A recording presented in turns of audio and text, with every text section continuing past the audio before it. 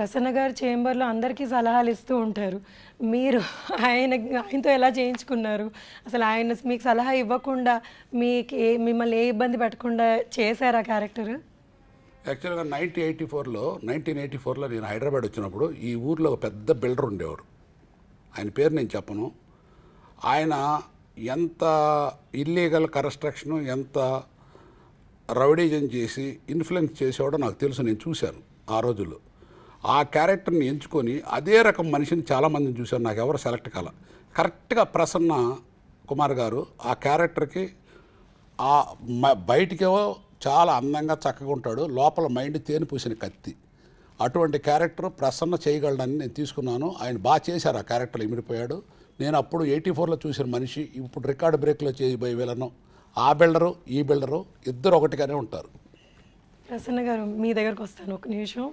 మీకు ఎప్పుడన్నా అనిపించిందా ఏంటి నా చేత ఇలాంటి క్యారెక్టర్ చేయిస్తున్నారు, అసలు ఇప్పుడు తేనె పూసిన కత్తి అని కూడా అన్నారు. సో మీరు అది చేయగలిగారా? అందులోకి మోల్డ్ అవ్వగలిగాను, నాకు ఏ ఇబ్బంది లేకుండా అని ఈజీగా చేయగలిగారా? లేకపోతే ఆయన లేదు ప్రతి షాట్కి మీకు లేదు నాకు ఇలా కావాలి అని ఏమైనా ఇబ్బంది పెట్టిన ఇన్సిడెంట్స్ ఉన్నాయా? అంటే అసలు ఫస్ట్ ఆఫ్ ఆల్ చదలవాడి శ్రీనివాసరావు ఆ క్యారెక్టర్ ఇవ్వటమే నన్ను చాలా ఇబ్బంది పెట్టిన విషయం.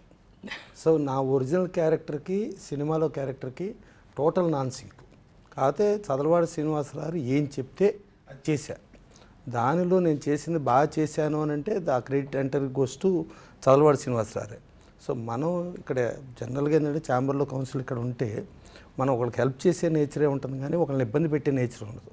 కానీ ఇక్కడ క్యారెక్టర్లో ఒక విలన్ క్యారెక్టర్, ఒక నెగిటివ్ యాంగిల్లో క్యారెక్టర్, దాంతోపాటు ఒక మున్సిపల్ ఒక కమిషనర్ యాంగిల్లో మీరు తిట్టే తిట్లు కూడా నేను భరిస్తూ, ఒక విలన్ని భరిస్తూ ఆ భరించేటప్పుడు కూడా లోపల మానసిక సంఘర్షణ అంటాం చూసారా, మనకి ఇంత కర్మ అవసరమా అని చెప్పి అన్నంత రేంజ్లో ఉంది. కానీ ఆ క్యారెక్టర్ డిమాండ్ మేరకు చదలవాడి శ్రీనివాసరావు ఏం చెప్తే అది, ప్లస్ చదలవాడి శ్రీనివాసరావు ప్రతి పిన్ పాయింట్ కూడా ప్రతిదీ పర్ఫెక్ట్గా అబ్జర్వ్ చేసి దాని ప్రకారం ఆయనకి ఏం కావాలన్న దగ్గర కాంప్రమైజ్ అవ్వకుండా కంపల్సరీ ఇచ్చేస్తారు.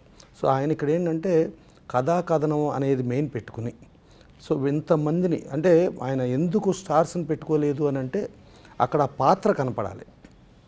అక్కడ ఒక హీరోనో లేకపోతే ఒక నోటెడ్ టాప్ విలనో అంటే పలానా విలన్ చేశాడో లేకపోతే పలానా టాప్ హీరో చేశాడో ఈ టైప్లో ఉంటుంది. ఇప్పుడు నిహార్ కపూర్ ఆయన పెట్టుకున్న, ఈవెన్ నాగార్జున గారిని పెట్టుకున్న, అక్కడ వాళ్ళ పాత్రలు కనిపించేటట్టుగా ఆయన ప్లాన్ చేసుకుని అన్ని పాత్రల యాంగిల్లోనే చేసుకుంటూ ప్రతి దాంట్లోనూ ఈవెన్ రికార్డింగ్ మిక్సింగ్ చేసేటప్పుడు కూడా పలానా ఏఆర్ రెహమాన్ గారి థియేటర్లో పలానా సౌండ్ ఇంజనీర్ కావాలంట, ఆ సౌండ్ ఇంజనీర్ అని అనుకుంటే దాని తర్వాత మళ్ళీ ఆ సౌండ్ ఇంజనీర్ క్వాలిటీకి ఏమీ తగ్గకుండా ఆల్రెడీ రాధాకృష్ణ గారు ఎన్నో అవార్డ్స్ వచ్చినాయి, అద్భుతమైన ఇంజనీరు. సో ఆయన మిక్సింగ్ పర్ఫెక్ట్గా చేస్తాడండి.